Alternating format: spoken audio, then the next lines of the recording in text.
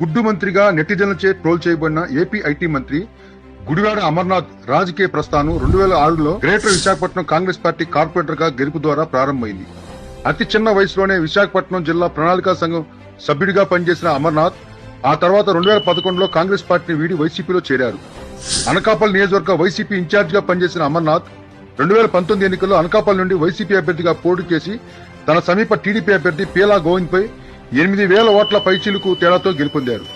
2022 ఏప్రిల్లో జరిగిన వైఎస్ జగన్ ప్రభుత్వ 2వ విడత కేబినెట్ విస్తరణలో రాష్ట్ర ఐటీ శాఖ మంత్రిగా బాధ్యతలు స్వీకరించారు గుడివాడ అమర్నాథ్.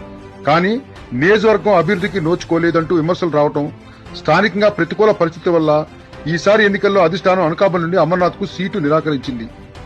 ముఖ్యమంత్రి జగన్ కు నమ్మిన బంటువలే ఉంటానంటున్న అమర్నాథ్ రాజకీయ ప్రయాణం ఎలా సాగబోతుందో చూడాలి.